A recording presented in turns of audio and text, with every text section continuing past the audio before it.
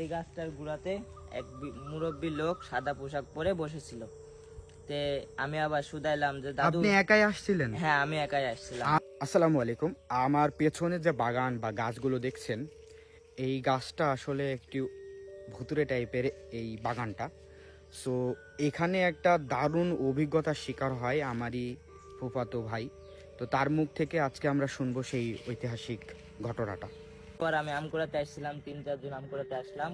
তো ওরা ওদিকে চলে গেল, আমি মনে করলাম যে অন্য আম কুড়াবো না, ফজলি আম খাওয়ার জন্য কুড়াবো।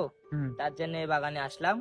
এসে আম কয়েকটা পাইলাম, কিন্তু এই গাছটার গোড়াতে এক মুরব্বী লোক সাদা পোশাক পরে বসেছিল। তে আমি আবার শুধাইলাম যে দাদু। আপনি একাই আসছিলেন? হ্যাঁ, আমি একাই আসছিলাম। আর অন্যান্যরা কেন আসছিল না, মানে ভয়ে? অন্যান্যরাও হয়তো বা ভয় করে, এই বাগানে আপনি আসতে ভয় পারবে। করেন না? আমি ছোট থেকে একটু সাহসী, এই জন্য আচ্ছা। আমি একলাই এই বাগানে আসছিলাম।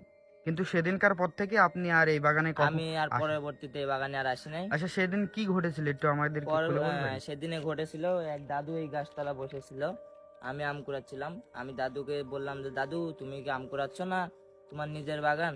তো দাদু কোনো সারা শব্দ দিল না, সাদা পোশাক পরে বসেছিল, কিন্তু মুখ আমি দেখতে পাই নাই। তে আমি আস্তে আস্তে কাছে এগিয়ে আসছি কথা বলতে বলতে। তে এগিয়ে আসি, মানে সামান্য খানিকটুকু এসে, মানে এমন একটা গন্ধ বেরাচ্ছে, মানে গন্ধ আমি হয়তোবা কোনোদিন শুকেও নি, বা কোনো স্যান্ডেরও গন্ধ না, কোনো আতরেরও গন্ধ না। তে আরো আমার এই লোকজন, পাড়ার লোকজন গল্প করে যে বাগানে আর কি একটু সমস্যা আছে, ভুতুড়ে টাইপের। তারপরে আস্তে আস্তে কাছে আসছিলাম। তে গন্ধ আমি কখনোই আতরের গন্ধ বা এরকম কোনো গন্ধ আমি শুকি নাই। তে আমার এই পাড়ায় লোকজন গল্প করে, বা ভূতের গল্প, বা মানে এ বাগানে আছে। এই বাগান সম্পর্কে হ্যাঁ, অনেকের এ বাগান দিনের সম্পর্কে ধারণা। অনেকেই বলে যে বাগানটা খারাপ, এ বাগানে জিন পরি আছে আর কি। ওই জন্য আমি ওই কথাটা মনে করে আগাবাকরি মাম লিয়ে দৌড় মারছিলাম।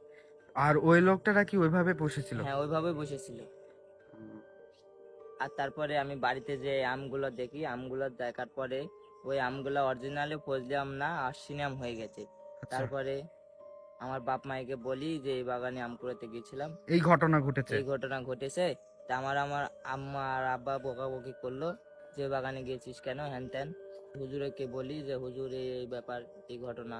তাহলে হুজুরেরা বলে, অন্য লোকেও বলে যে এই আম বাড়িতে রাখার দরকার নেই, এই আম একটা পুকুরে ফেলাই দাও।